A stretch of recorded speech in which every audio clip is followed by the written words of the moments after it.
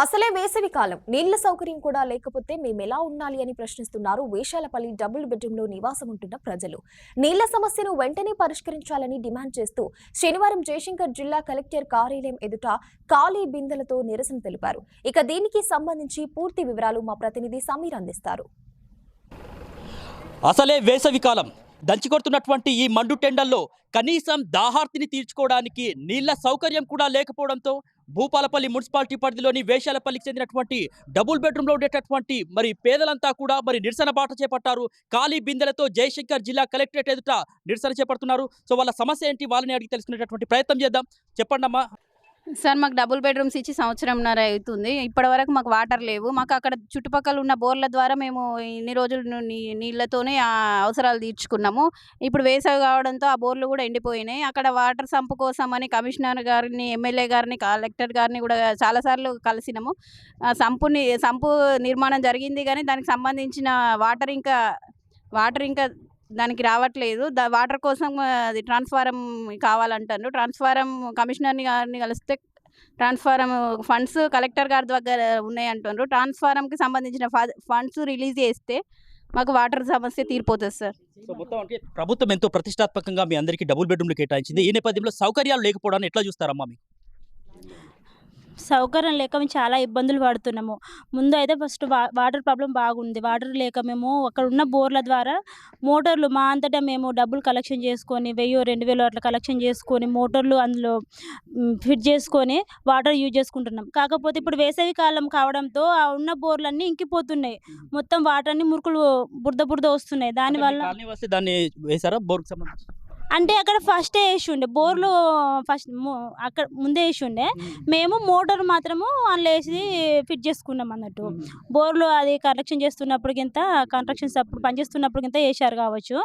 కాకపోతే వేసవి కాలం వస్తుంది కాబట్టి వాటర్ సరిపోవట్లేదు మాకు. మొత్తం ఈ సమస్యను మీరు అధికారుల దృష్టికి తీసుకెళ్ళినా వాళ్ళు ఏం చెప్తున్నారు?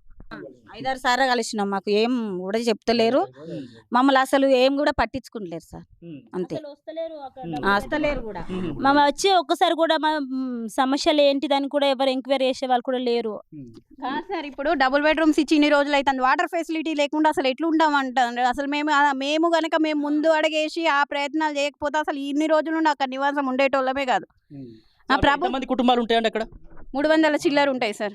544 ఇల్లు. ఇప్పుడు అక్కడ సౌకర్యాలు లేకనే చాలా మంది ప్రజలు రావట్లేదు సార్. మాకు ప్రతి కుటుంబంలో కూడా వాటర్ సమస్య అక్కడ. అవును సార్. ఇప్పుడు కాదు సార్, ఇప్పుడు ఎక్కడ నుండైనా తెచ్చుకుందామన్నా 3 ఫ్లోర్లు సార్. మేము 3rd ఫ్లోర్ వాళ్ళు ఎట్లా తీసుకొస్తారు సార్? ఒక బిందె నీళ్లు 3 ఫ్లోర్లు ఎత్తుకెళ్ళాలంటే ఎంత కష్టం అవుతుందో అది చెప్పండి. అది అర్థం చేసుకొని మాకు కొంచెం నీటి సమస్యను తీర్చగలరని కోరుకుంటున్నాం. సో మొత్తానికి ప్రభుత్వం ఎంతో ప్రతిష్టాత్మకంగా పేదల గూడు కోసం డబుల్ బెడ్రూమ్ కట్టింది. ఈ నేపథ్యంలో కనీసం వాటర్ ఫెసిలిటీ కూడా లేకపోవడాన్ని ఎట్లా చూస్తారు? ఈ సమస్యను అధికారుల దృష్టికి తీసుకెళ్తే వాళ్ళు ఏం చెప్తున్నారు? గతంలో మేము ఒక 4-5 మంత్ బ్యాక్ కలెక్టర్ గారిని కలవడం జరిగింది.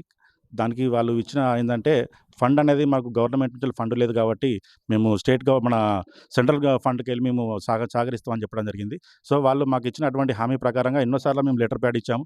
వాళ్ళు ఇచ్చిన హామీ ప్రకారంగా మేము ఏంటంటే సరే ఏదో ఒక రోజు మాకు న్యాయం జరుగుతుందని పోరాటంలో ఉన్నాం.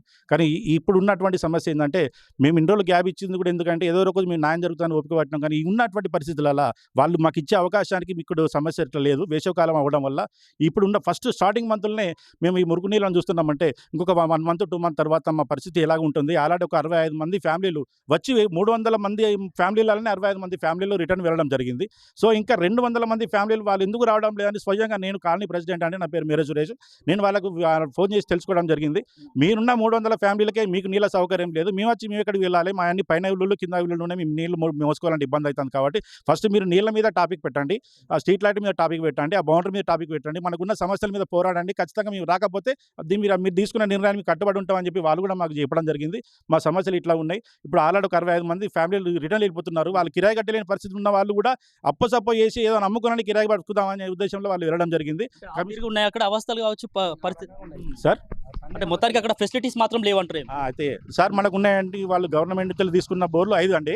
ఒక బోర్ అనేది గవర్నమెంట్ ఉన్న బోర్ ఒకటి నడుస్తూ ఉన్నది. మిగతా 4 బోర్లకు మాత్రం మా మిత్రులు, మా అక్కలు, చెల్లెలు వాళ్ళు ఏం చేశారంటే 1000, 2000, 3000 ఇట్లా వేసుకొని ఆ బోర్లు దించుకొని వాటర్ సమస్య ఇప్పుడు ఉన్న 16 నెలల నుంచి ఆ నీళ్ళతోనే గడుపుతూ ఉన్నాం.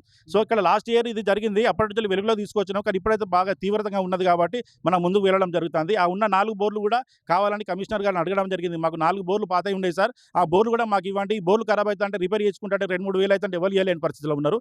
కాబట్టి ఆ 4 బోర్లు ఏంటంటే చూస్తాం సార్, చూసి అడిగి ఎక్కడ ఉన్నాయో చూసిస్తామంటే సరే వాళ్ళు ఇస్తారు కదా అని ఒప్పుకుంటున్నాం. కానీ ఉన్న పరిస్థితి ప్రకారంగా వాళ్ళు ఇచ్చేంత వరకు మనకు సమయం లేదు. ఆ బోర్లు ఇచ్చినా కూడా బోర్లు లోపల నీళ్లు లేవు అని చెప్పేసి అంటున్నారు. నిన్న క్రెష్ వెయిట్ కూడా పెట్టించినామండి. ఆ క్రెష్ వెయిట్ చేపిస్తే కూడా నీళ్ళు రావడం లేదు. ఇప్పుడు కంపల్సరీ మనకు మిషన్ భగీరథ నీళ్లు కనుక రాకపోతే మీ ఉన్న వాళ్ళు కూడా ఖాళీ చేసుకోవాల్సిన పరిస్థితి. ఖాళీ బిందెలతో మహిళలతో కలిసి నిరసన చేపడుతున్నారు. మరి కలెక్టర్ గారికి ఈ సమస్యను తీసుకెళ్లారా? వాళ్ళు ఏం చెప్తా ఉన్నారు? నేను గతంలో తీసుకెళ్ళానండి. ప్రెజెంట్గా ఏంటంటే జస్ట్ ఒక 1 మంత్ బ్యాక్ కూడా నేను తీసుకెళ్ళాను.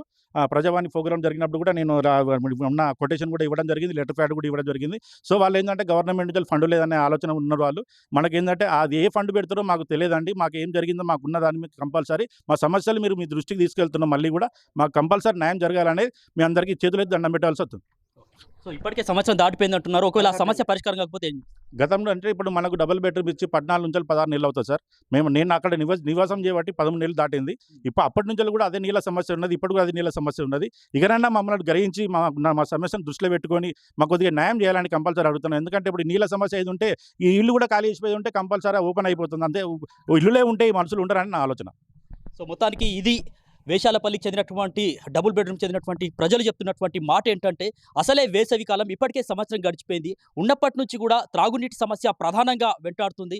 ఇప్పటికే అనేకమైనటువంటి అరకొర వసతులతో కాలం వెల్లదీస్తున్నామంటే ప్రధానంగా అసలు నీళ్ళే లేకపోతే అక్కడ ఉండేది ఎట్లా అని వాళ్ళు ప్రశ్నిస్తూ ఉన్నారు. ఇప్పటికే అధికారుల దృష్టికి, ప్రజాప్రతినిధుల దృష్టికి తీసుకెళ్ళినప్పటికీ కూడా మరి పరిష్కరిస్తాము, నిధులకు సంబంధించి మాట్లాడుతున్నారు. అయితే నిధుల గురించి ఎట్లా ఉన్నా కూడా తమ సమస్య మాత్రం ఇక్కడ నీళ్ళ సమస్య కాబట్టి వచ్చేది ఇక్కడ ఇంకా వేసవి కాలం, ఇంకా ఎండలు ముదిరిపోయేటటువంటి అవకాశం ఉంది కాబట్టి వెంటనే తమ సమస్యను, తమ డిమాండ్లను పరిష్కరించాలని వారు కోరుతున్నారు. వీడియో జర్నలిస్ట్ సత్యనారాయణతో జయశంకర్, జిల్లా కలెక్టర్ కార్యాలయం నుంచి సమీర్, ఆర్బీ న్యూస్.